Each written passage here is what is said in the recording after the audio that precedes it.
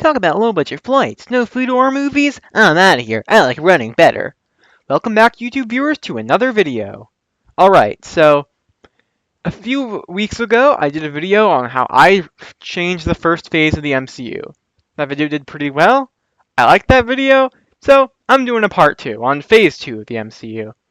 Now, my video on phase 1 was mostly the same lineup of films with one change, and even though I did recommend changing a lot of details, I was still proposing mostly the same slate of films. And if you haven't seen that video, you should go watch it. But my version of phase 2 is going to be a bit different. Like, it's still going to be mostly the same, but I'm definitely making a lot more changes than I did in part 1. So before I begin, give you a quick reminder to check out my Letterboxd and my serialized down link in the description. No further ado, let's do it to it and dive on in. Okay, so Iron Man 2, because yeah, if you didn't see my video on the first phase of the MCU, I didn't want to do 2 Iron Man movies in that one in the first phase. I wanted to actually take some time with that so the movie could be better developed. So we're starting it off here. And if you don't know who that guy in the comic picture is, that's Whiplash. I've never read a Modern Iron Man comic, but I guess that's what he looks like in Modern Iron Man comics, so yeah. I'm still keeping him as the villain, and I guess I'll also keeping Justin Hammer, but... So the film will be similar to the main, to what we actually got for Iron Man 2, but there will still be some differences. So, it's still going to be about how, Tony Stark is this big superhero now, except it will be an even bigger deal now because he and the Avengers saved the entire world. And, he's just being Tony Stark, I guess. And then Justin Hammer gets mad at him and he teams up with this guy who he turns into a supervillain. Except also, for some reason in the movies, they mashed up the characters of Whiplash and the Crimson Dynamo because he's supposed to be Whiplash, but they named him Ivan Vanko. That's the Crimson Dynamo's name. I don't know why they did that, so we're just keeping him squarely Whiplash. So it'll be the same plot. Whiplash wants to kill Iron Man because his father on his deathbed said, "It should have been you," or whatever is in the movie. I haven't seen Iron Man 2 in a while. So, yeah, that's what would happen, and I guess War Machine would be there, and the key difference between these two movies, 2 key differences. One, Whiplash isn't going to be another guy in a big gray Iron Man costume. Why did they have to do that twice? Because in the comics, yeah, he's a guy in a gray suit, but it's really more like thin armor than a big Iron Man suit, so he actually looks a little more distinct from how the Ironmonger did in the first film. And also, we're not getting rid of Tony Stark's heart virus. That is a key part of his character, that he could die at any moment, no matter if he fixes his chest thing or not. And I think for Iron Man 2 to remove that is just stupid. I know the whole point of it is supposed to be, wow, Tony Stark's so smart, he could cure that and create a new element or whatever, but I think that just removes potential drama that is really interesting and an integral part of the character. And I think it was just dumb of them to remove that. I feel like they just removed it because they didn't know what to do with it. Oh, and Iron Man 2 was also made in a really short time in real life, but in my proposed version, there would be a 5-year difference. And yeah, it'd be annoying to have to wait 5 years, but it's not like there was a sequel set up in the first Iron Man film, so it's more like just, hey, look, there's a new Iron Man film. Cool, I like the original. It's not a case of, oh, come on, why did they take so long for another one? I mean, I guess it might be, but to a lesser extent. So yeah, same thing. Iron Man, War Machine, fight Whiplash, boom. Except Whiplash doesn't die. There will be a post-credit scene. Okay, well, this wouldn't be in post-credit scene. We put maybe toward the end of the film. He goes to jail, and then he gets some kind of message or something saying that, we'd like to recruit you for it. We heard about the Avengers. Have you? And he'd say something like, yes, what about them? And this ominous voice would say, well, we'd like to form a team of our own. Okay, that might be a little too similar to the post-credit scene of Justice League 2017, but it's kind of supposed to evoke the same thing. But what would the actual post-credit scene be? We could just make that a post-credit scene, because the next film doesn't really need one to set that up. Okay, what is next film? Thor: The Dark World. Now, you might be thinking, but isn't this movie really boring and lame? Why would you keep that? Well, most people don't like Iron Man 2, even the MCU's strongest defenders, so... This would basically be the same film, but way less gray and have way more personality. So I'm still keeping Malekith the Accursed as the main villain, except he'd be a lot more like how he was in Avengers: Earth's Mightiest Heroes, which is apparently comic accurate, where he isn't just a gray guy in a gray suit who barely speaks and has a deep, ominous voice. He has this more high-pitched Starscream or Loki-esque voice. His costume is half red, half black. His face is half black, half like icy snow.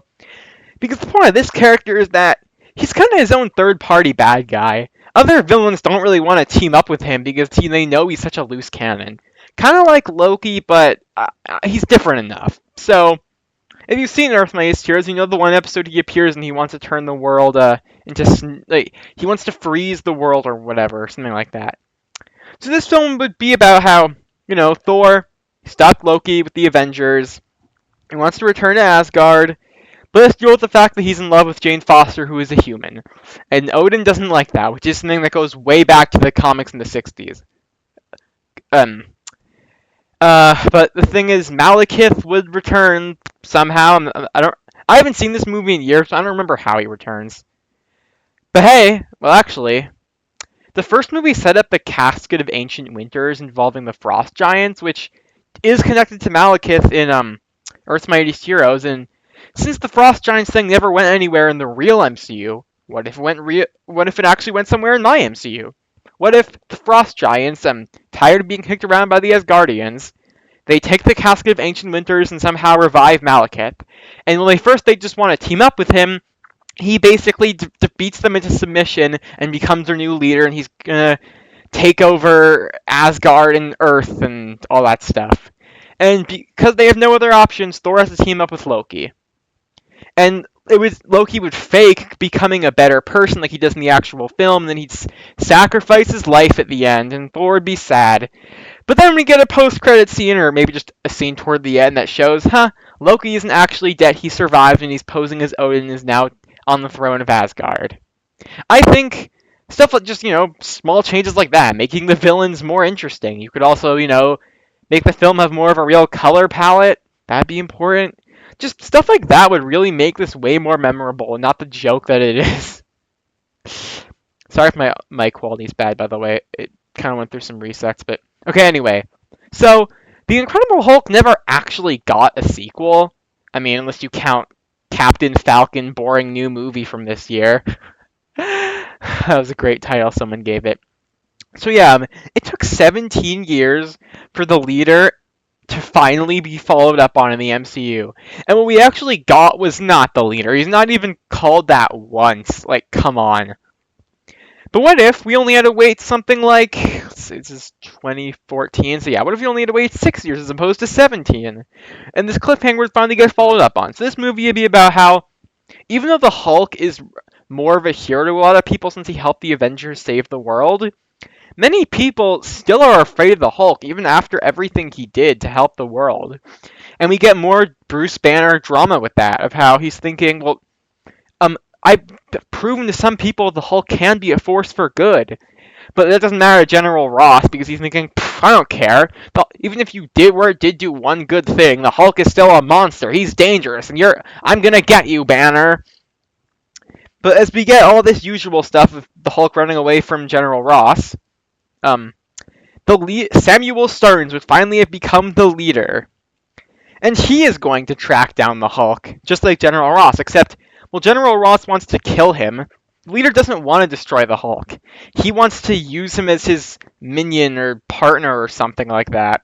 He's telling him, look, the accident I occurred with the radiation, it's made me the greatest mind who ever lived.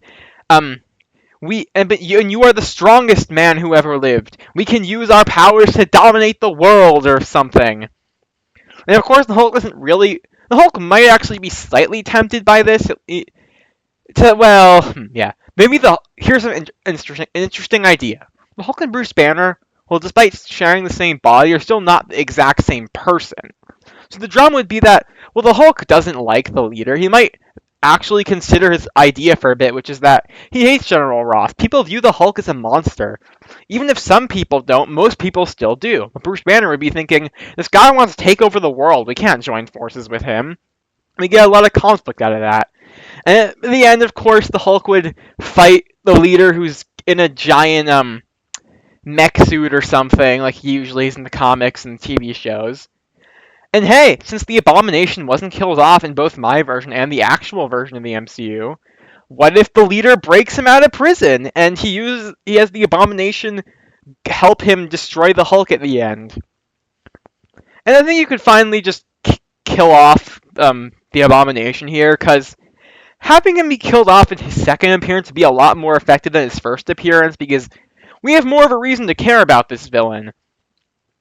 And the leader wouldn't die, maybe he would just get locked up in some kind of super secure prison. But we wouldn't get yet another post-credit scene of some guy ominously assembling a team. Instead, we could just get that as a scene toward the end. And yeah, I think it's just a big shame we never got a sequel to The Incredible Hulk, because I gotta be honest, it's maybe my favorite MCU movie, at least tied with Iron Man 1. And both aren't more than an 8 out of 10, which is still a really good score. So yeah. And as I said before in the first video, and I'll say again, the Hulk should not have been recast. I think the guy who played Bruce Banner in the first movie was much better than Mark Ruffalo, who replaced him. And if we're no longer having Lou Ferrigno voice the Hulk, why didn't they bring in Fred Tatasciore? He has voiced the Hulk in basically everything. Earth's Mightiest Heroes, Wolverine and the X-Men, Hulk vs. Avengers Assemble, Ultimate Spider-Man, Marvel Rivals, Disney Infinity. Basically everything since a certain point has been Fred Tatasciore for the Hulk. And if he needed a new voice actor, why didn't they just use him? Why? I mean, I don't think too many studio executives care that much about who voices the Hulk. They don't need a celebrity for that. Okay, Captain America 2. I'm not going to call it Captain America the Winter Soldier, I just want to call it Captain America 2. Okay, so, talk about a movie with wasted potential. Because this movie set up a bunch of cool ideas that just never really go anywhere. So, the bare skeleton of this movie that I do like is Steve Rogers, despite having saved the world with the Avengers, is still having a hard time adjusting to modern life. After all, he was frozen in ice for decades. All the people he knew are gone. He may have found a new purpose with the Avengers, but at the end of the day, he just feels like he's missing something in his life.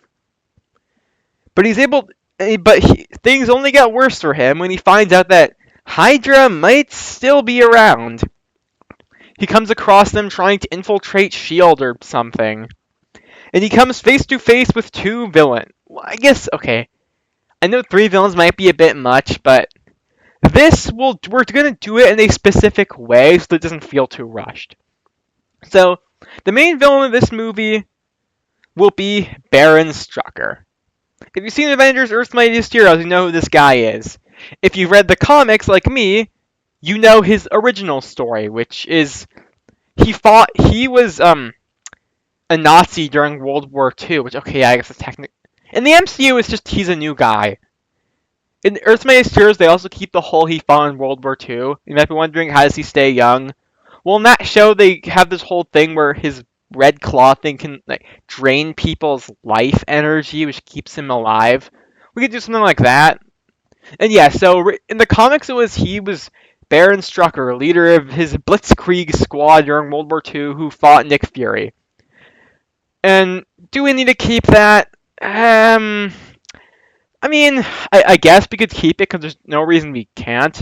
We can just have it off-mentioned. We can have that as an offhand line or something. So yeah, Captain America has to fight against Baron Strucker and Arnim Zola. Arnim Zola actually is in this movie, but he's in it for one scene. And instead of looking like Krang from the original Ninja Turtles cartoon, where it's a robot body with a face in the chest, instead it's just the vague shape of a face on a computer screen that gets blown up in 2 minutes. Let's have him be an actual character. So basically, Baron Strucker will be the muscle, or the big leader of Hydra, who wants to kill Captain America in revenge, and Arnim Zola is another guy helping him out. He's basically, if you've seen a James Bond movie, every James Bond villain has some kind of weird henchman guy. Arnim Zola will basically serve that kind of role. You might be wondering, okay, why is the Red Skull on this slideshow? Well, in the movie, there's this evil senator guy, and I thought for sure he was the Red Skull in disguise. That something happened to Earth's Mightiest Heroes, and it's from the comics. And when it is so directly of, ooh, this guy, no one really knows much about him, but he's actually evil, and he's working for Hydra, and he's posing as a politician, like, that easily, that's alright. That's an actual Red Skull story where Cap would pull off his mask and it'd be revealed, oh my gosh, it's the Red Skull, he survived. But no, that never happens. What if it did happen? Like, and it could just happen at the end after Cap has beaten the main villains. He's finally gotten to this guy, and then he's revealed, oh my gosh, the senator is actually the Red Skull, and the Red Skull has been hiding out for years, plotting his revenge on Captain America. And then he gets defeated, but he does not die. He does get away. Not even the case of he just goes to prison like the other villains I mentioned. He actually does get away. So while the other villains might get killed off or go to prison, no one will really question that much about them because, okay, yeah, they're done for. They serve their role in the story. But the Red Skull is Captain America's ultra arch nemesis. You can't just get rid of him after one movie and then, in my version, also a small role in the second movie. You need to give him more screen time. He's one of Marvel's biggest villains. I don't know. Next is Doctor Strange. Yeah. So you might be wondering, isn't Doctor Strange in the third phase of the MCU? Yes, but I love Doctor Strange and I want to include him here. Doctor Strange's original comic in the 60s, that before he got his own magazine when he was part of the Strange Tales comic. So how Marvel used to work in the 60s is that, well, some characters had their own series, the Amazing Spider-Man, the Fantastic Four. Other characters had to share a comic. So instead of it being, here's 20 pages of Captain America, you had, here's a comic with 10 pages of Iron Man and 10 pages of Captain America. Until after a few years, they were able to get their own series. This was actually a really good idea because not only did it give you didn't have to buy as many comics each month, but because the writers knew, okay, we have to do these as best we can, you were able to get a lot out of just 10 pages. Although it's pretty hard to pull that off, but I guess when you have Stan Lee writing everything, he could definitely do that. But anyway, so yeah, Doctor Strange was originally part of Strange Tales, just a 10-page backup before he got his own series, and I love those Doctor Strange comics, but they never really get adapted at all, and I think his movie was a complete waste of this character. My biggest problem with the Doctor Strange movie is Baron Mordo. So, Baron Mordo isn't Doctor Strange's ultimate villain, but he is his arch rival. He's the guy who's always showing up to mess with him. He's like, no, I'm not. I want to say Eggman, but I also don't want to say like Eggman, so whatever. So, he is Doctor Strange's mirror villain. We all know what those are, right? The villain with the same powers as the hero. He's essentially the evil Doctor Strange. And here's the thing. Baron Mordo is in this movie, but he's not the main villain. He's just a slightly mean guy who knows Doctor Strange. The main villain is Caecilius, who is a character from the comics, yes, but he's super obscure and was just basically a side joke villain. But they made him the evil Doctor Strange who Doctor Strange is to fight, and I'm just wondering why. Also, in the movie at the end, Baron Mordo grows to become really angry and kind of mean. But what's the point of having two of the evil Doctor Stranges? You could just have the one that everyone knows being Baron Mordo. Like, he appeared multiple times in 90 Spider-Man cartoons, so yeah. It would begin to be the same, Doctor Strange's origin story. He was once a famous doctor named Stephen Strange, who performed all these great medical surgeries. But the thing is, much like mentioned in the comics, he has a huge ego. He's thinking, yeah, I'm such a great doctor. I can save anyone or whatever. And he also loves money. I mean, he's a big famous doctor. He's rich. But then he gets in a car crash, and even though he does survive, his nerves have been fatally wounded, meaning he no longer has steady hands, so he can never perform another operation again. And he hates this, because that's his job. And I'm going to take a page from the comics where it's mentioned that people try to help him. Some doctor asked, well, you can't be a lead doctor anymore, but you can be my assistant. And he says, Stephen Strange assists no one. The point is that his ego has been, even though he can't do anything anymore, his ego is still so massive that he refuses to work with anyone. And eventually, when he has basically nothing, he hears stories about the Ancient One and thinks, yeah, I've heard of him before. They say he has some sort of magical powers. Maybe he can heal me. And yes, the Ancient One is a he, a man. In the comics, and I'm sure if he's even in any adaptations outside of the MCU, the Ancient One is some old man with a beard. In the movies, they made him a bald young woman. Like, why is that's not the Ancient One at all? Also, she sure doesn't look ancient. A bald old guy with a long white beard who looks like Sensei Wu definitely looks ancient to me. And it's just a stupid change. Like, I have no clue why they would even make that change like that. But yeah, so Doctor Strange becomes like the comics, originally is told by the Ancient One, hey, you're kind of a mean guy, but I can see some good in you. You can train with me, and then you'll learn to heal yourself. And he says, I don't want to train with you, I just want you to heal me. But he also sees the Ancient One as an apprentice, Baron Mordo, who's this really shady, weird guy. And Doctor Strange tries to tell the Ancient One, and he says, I knew about Baron Mordo the whole time. And he does eventually stop him. He says, now, Strange, I want you to be my apprentice. So Stephen Strange becomes Doctor Strange, and he has to fight against Baron Mordo, who wants revenge. But to gain more power, Baron Mordo wants to open a portal to the Dark Dimension and release Dormammu, Doctor Strange's ultimate big bad. And unlike in the actual movie, Dormammu will not just be some big floating head, which I just thought was so dumb. Like, Dormammu is supposed to be the same size as a regular person. He's supposed to have an actual body.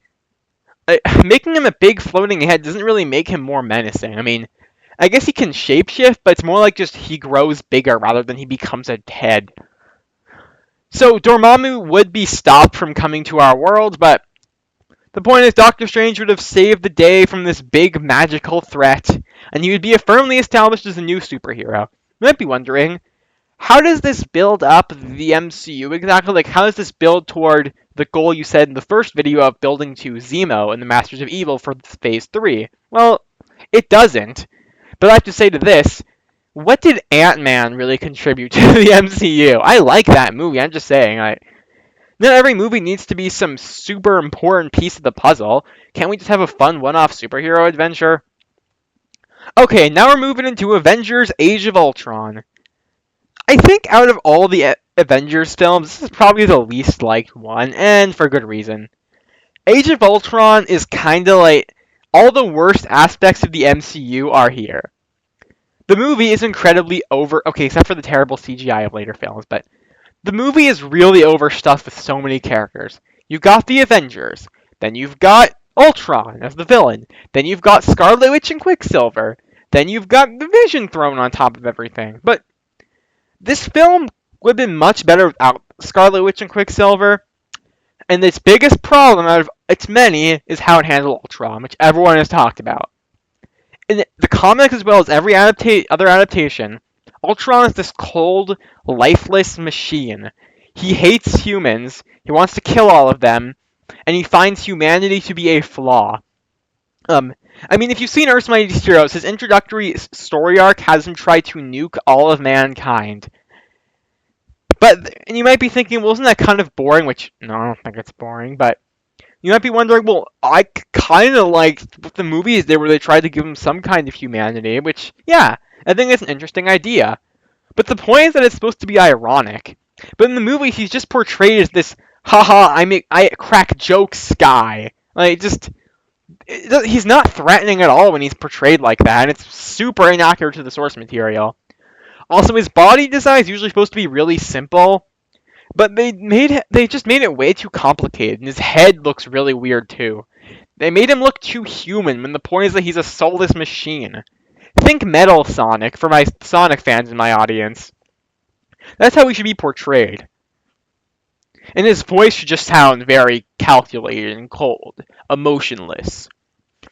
So what would the actual plot be? Well, okay, so The Avengers are just, I don't know, hanging around or something, doing their thing, and they're celebrating the new opening of Avengers Tower. Okay. And, Tony Stark reveals some kind of robot he's been working on.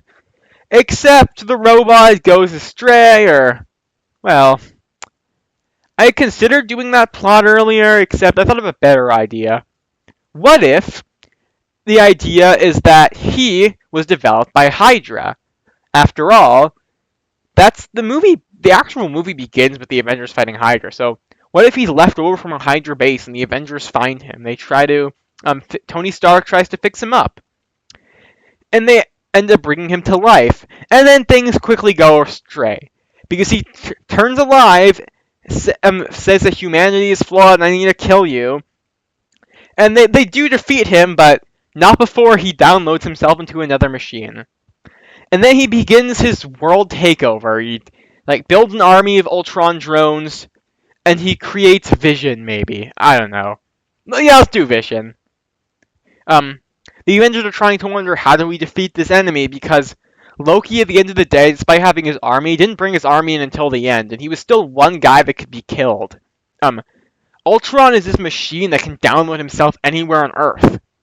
And he's got this huge army too, and he's got this Vision guy. In fact, we can probably give less focus to the army and give more focus to Vision. So the story will be about how Ultron sees humanity as flawed. And the Avengers, to him, are basically the worst kind of a human being. Because look at all of them. It's this colorful cast of characters who are trying to save the world. And to him, it's just unbelievable that anyone could oppose his view. He's thinking, you are too unique. You're too much of wild cards. Even if humanity did survive, it's people like you that would try to destroy it. And they're telling him, well, how ironic. You're saying that we're going to destroy mankind. You're the one who wants to destroy mankind. And the whole plot will be about how, for a while, Ultron's portrayed as being cold and menacing. But as the film goes on, he shows signs of anger and rage, which is something Vision takes notice of. Because Vision was created to be his minion who would do his dirty work for him and is pure evil. But he sees that, wow, my creator is pretty hypocritical. He says that emotion is bad, and yet he's showing emotion, all this anger and rage. I think that'd be pretty interesting. The whole irony is, a machine hates humans, but by the end he starts to show emotions. And when he's called out on this, he denies it. And the Avengers have some kind of big battle with his drones at the end, and we get on the same story where Ultron tries to raise an island out of the sky or something. I think that's a cool visual. I don't know, I'm just not really sure how to approach this movie because there's so much that happens in it. Like, where do you do with it? There's a lot to say about Age of Ultron. Heck, this probably could have been its own video. You might be wondering, okay, what about the Avengers themselves? What are their character arcs? I think you give one to Iron Man, which is all about how he thinks, well, machines aren't inherently bad. After all, he's using a machine to help people, his Iron Man armor. But he's thinking that, wow, well, he may not have created Ultron's base design. He did revive him. Let's say he also added in a bunch of information because he was basically a blank slate. And let's say, so in the comics and Earth's Mightiest Heroes, Ultron's mind is based on the mind of Hank Pym. What if in the movies, here, he's based on the mind of Tony Stark and Hydra? So, he's basically a combination of different human ideas. Tony Stark's thinking that, wow, my mind created this guy. And also he wants to take over the world because, he has Hydra and, people were designed his brain. Something like that. And Captain America will show how, well, yeah, we need a balance of technology because we can't let something like this happen. I don't really know. There's a lot you could do here. I really want to talk about this more, but I'm just really not sure where to go. Point is, just don't make this movie filled with so many weird jokes and a million subplots and a million characters. If you streamline the story and focus it more on the dynamic between the opposing ideologies of the Avengers and Ultron, I think you could have a way more interesting story here. I mean, What if some of the Avengers, kind of like in Civil War, where they approach the situation a different way? What if they each have a different way to look at this? Captain America and Thor see Ultron as something that we need to destroy this now. I guess Hulk might want to do that too, because Hulk. Um, but maybe the Bruce Banner side of him thinking, no, no, no, we need to look at this from a different way. Maybe we can try to reprogram him or something, or maybe reason with him. So Tony Stark could also do the same kind of idea. Maybe Hawkeye and Black Widow are just thinking, gosh, I don't want a part of this. I just want to beat the bad guy. There's a lot you could do here. And it's a shame the movie just completely tossed all that away. But yeah, comment down below your thought of this, because this is definitely much more in depth than my last video, at least in this series anyway, and I'd be wondering what's going to be in the store for Phase 3, so Phase 3 will be the last video on this series I'm going to make. So that video will basically be getting into the end game of my version of the MCU. So it will also conclude the trilogies for Iron Man and Thor and Captain America, and just make this universe just feel like a nice, complete story. That's all for now, and remember to stay way past cool.